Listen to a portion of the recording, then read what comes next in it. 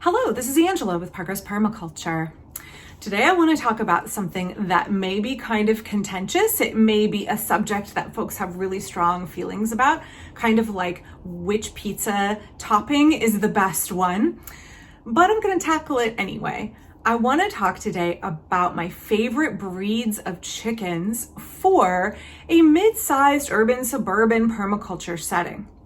Now, it's really important when we are considering what breed of chicken to select that we know that chickens were bred for specific characteristics and specific conditions. The heritage of your breed of chicken actually really matters and will make a difference in how that chicken performs in your setting. So while I'm talking about what has worked in our backyard in almost 15 years of keeping various breeds of chickens, and we've kept more than a dozen breeds over the years, it may not exactly be the right set of breeds for your backyard if you have a different set of circumstances. And you may also have breeds of chickens that I have never raised and cared for, and you may have really strong opinions about how well those breeds do or do not work for you. If you would like to share down in the comments what breeds you've tried and how they have or have not been an asset to your garden, to your system, I would love to hear about it. If you could just take a moment when you're typing out what breed and include a little bit about what your garden looks like or your climate zone, that would be really helpful. It makes a big difference if you are having, poultry like I do in a 3 paddock rotational system in a smaller garden versus having them free range in a large, food forest setting out in the country, or if you're keeping them in a very urban setting in a very contained run.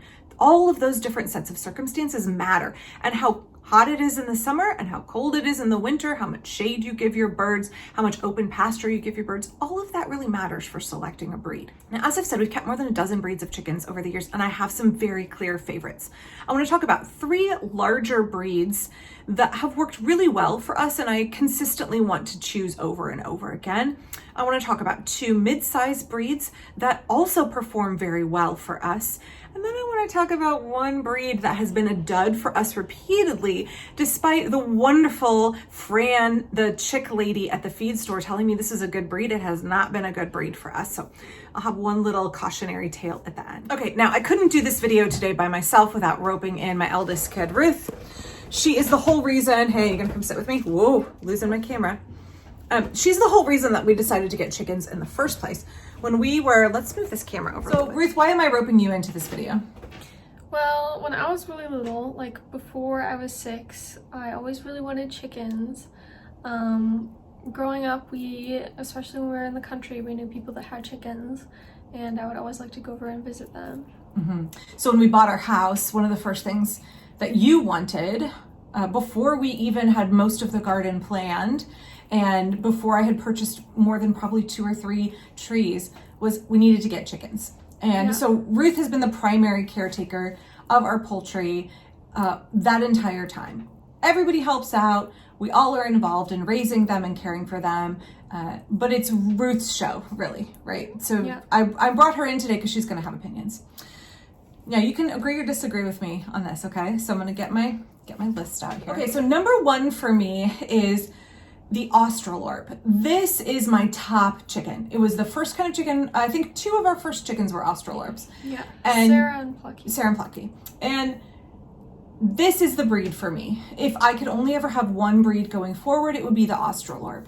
They are a large, heavy-bodied black chicken that lays large brown eggs, kind of medium brown, would you say? Mm-hmm. And Ruth is going to probably disagree with me, but the thing I love about the Australorps are they're very hardy, they lay consistently, and they kind of don't need fussing over. But that has a little bit of a downside. Do you want to talk about that? I do like Australorps, but part of the reason I wanted to get chickens is to have them as pets. And Australorps, they tolerate you.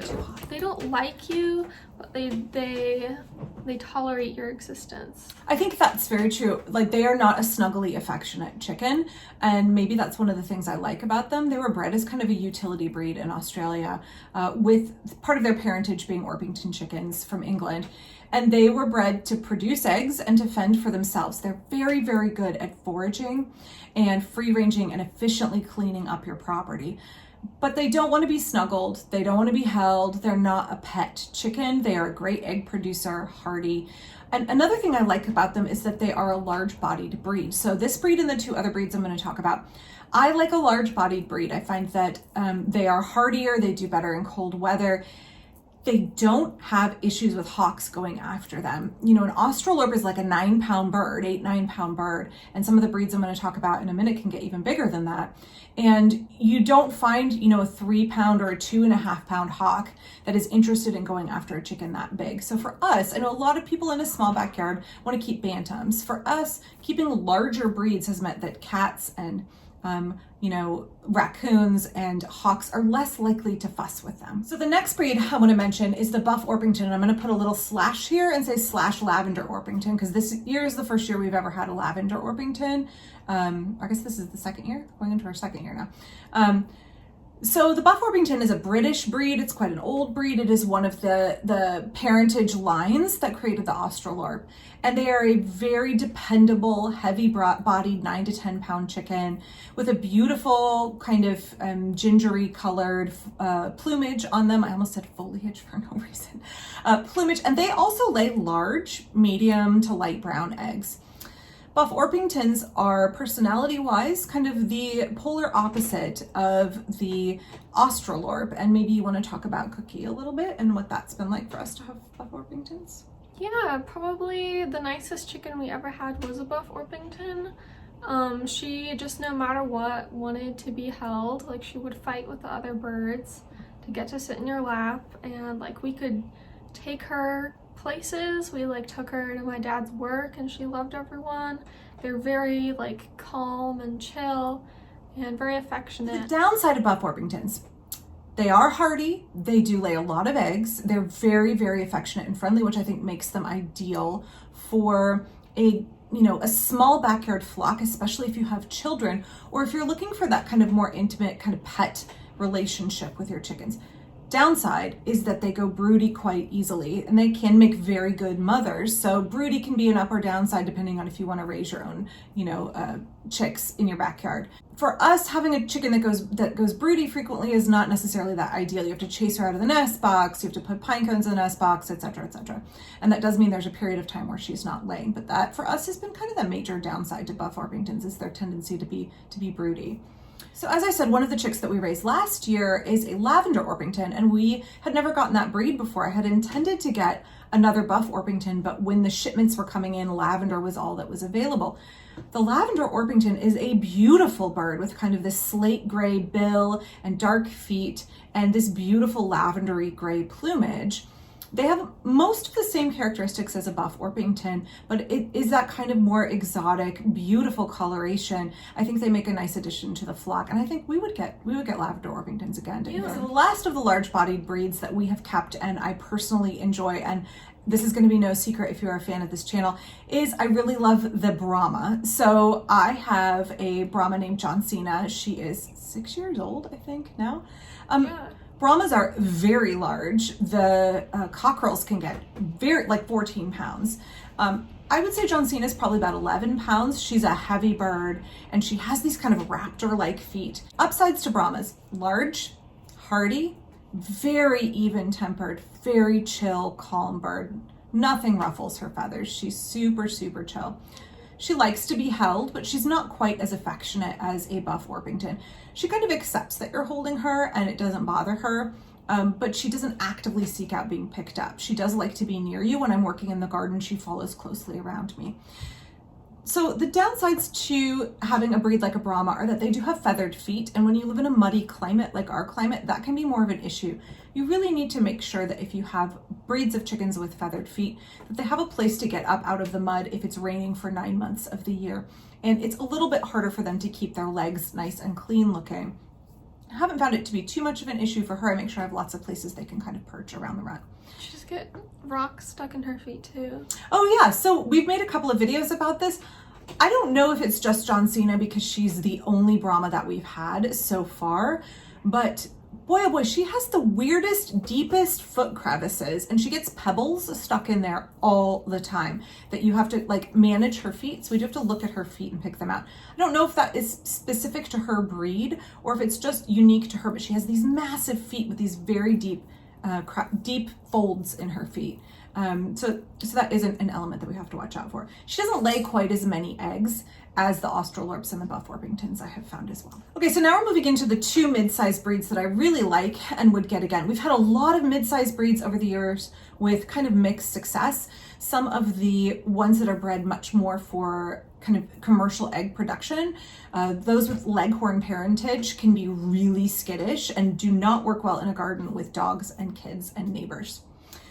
But two of them have worked really well. One for us is the Amerecauna. This is a breed that was developed with Amerecauna parentage, but it doesn't have that kind of flat rump. It has an actual little bit of a tail. This is a chicken that's like 6 or 7 pounds and produces a variety of colors of eggs. Sometimes they are bred with other kind of mixed unknown parentage and called Easter eggers. While not like a refined heritage breed, the Easter egger / Amerecauna is a good pick. They can lay green, blue, or pink eggs. You can tell by the color of their legs what color eggs they're going to lay. And I found these are chickens that lay really consistently. An egg that's a little bit smaller, so perhaps like, not like a grade A extra large, but a large egg. They lay for a long time and they lay a lot. Ruth, do you have thoughts? We've had a lot of them over the years, so do you have thoughts? Yeah, the oldest Amerecauna we had was Violet, who actually lived until last year. I think she was like 11 or something. But she laid for like a decade, basically right up until she died. So if you want a chicken that lays those kind of other colors of eggs, this is a good bet for you. We have found that this breed or this group of breeds, Amerecauna / Easter egger, are really good jumpers and can get over a 3-foot fence even with clipped wings, and they are really good escape artists. Really more like 5-foot fence. Okay, next mid-sized breed that I'm really enjoying is the Barnevelder, which is a Dutch breed. It, I think, was bred in the late 1800s. I want to say like 1860s, 1870s, if I'm remembering correctly. A gorgeous bird, just beautiful plumage. They lay a little bit darker brown eggs, and they're a little bit lighter bodied bird. Not very affectionate, not very sociable with us as people, but they're really good, hardy birds that can forage well on their own and lay consistently. Do you have thoughts on Barnevelders, Ruth? I like them. I like how small their heads are. They just have very proportionately tiny heads. They're a beautifully proportioned bird, right? With beautiful plumage, kind of this glossy iridescent black with these kind of coppery brown, feathers on their wings and their back end. Really beautiful, small combed bird. I would get them again. I think their eggs are quite a nice color. Maybe you don't care about the color of the egg. There is a little bit of data. I'll see if I can find this study that shows that birds that lay darker brown eggs have a little bit more vitamin A content, but typically there's not that much difference. It's more about aesthetics. So they're another good medium-sized breed. If you don't want those big birds that eat more feed, they lay a consistent amount of eggs, maybe a little bit smaller. Can't go wrong with the Amerecauna / Easter egger or the Barnevelder. Okay, Ruth, I want to talk about a breed that we would never ever have again, that we have had twice and we would never have again. Would you hazard a guess as to what breed this is? Salmon Faverolles. Salmon Faverolles. Okay, you want to tell folks about Salmon Faverolles? Well, we've had a couple Salmon Faverolles. The first one we got was in the first batch of chicks that we ever raised, and her name was Feisty. And the second one was Gloria, and I think we adopted her. And I'll get into why we adopted her in a second. Yeah, they are just like, something is wrong about them. I don't know if they're super inbred or if they were chosen that way, but they like have neurological issues. They're very, very stupid. I don't know, they like get lost easily. They can't find things. Like, it's like the chicken from Moana. Like, you put food down next to them and they like peck the side, like they don't peck the food. Yeah, So salmon Faverolles were bred in France in the late 1800s, I believe. Even if salmon Faverolles had the best disposition on earth, they lay pretty small eggs. They're kind of a pale, light brownish pink color, but the eggs are maybe like a small to medium egg. Yeah, and their babies are very small too. Yeah. Yeah, they were smaller than the other breeds. They're not a large breed themselves. They have this bearding that comes off, and they have some feathering on their feet. So salmon Faverolles, in our experience, raising two and then having friends that have had them, they have consistently been the stupidest birds in the flock with poor instincts for foraging.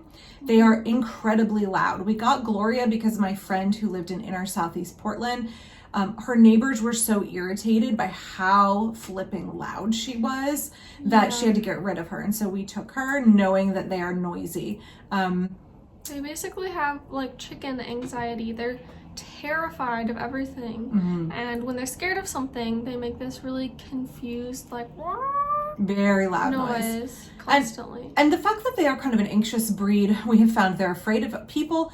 They're also the lowest in the pecking order and tend to get picked on. And I have heard that when I have been in other chicken groups chatting with people. Other people have had that same experience, that salmon Faverolles do best in a flock that is one breed, all salmon Faverolles, and not best in a mixed breed flock because they tend to be the lowest in the pecking order and get bullied by the other chickens. So for us, that is the one breed we have experienced. Of all the breeds we've kept, I would consider getting any of them again, even if they're not my favorite, if that's what's available at the feed store, nothing else is. I would not get a salmon Faverolle ever again. So thanks for watching today. I hope that was helpful for you. I hope if you are looking at getting chickens, you do your due diligence and read up on the breeds. Like I said, what your garden situation is, what your permaculture system is, and how you're going to pasture or forage or keep your chickens really matters when you're going to choose a breed. What is your predator situation like? What is the condition of your housing? What other breeds do you have in your flock? And how are they going to interact with people and or pets on your property? All of those things matter, as well as the obvious factor of how is their egg production? What size and color of eggs do they produce? If you guys are interested in learning more about the poultry we keep, check out this video on ducks that we made. So thanks, Ruth, for doing this video with me today. Thank you to everybody who watched and who comments down below about your favorite breeds of chickens.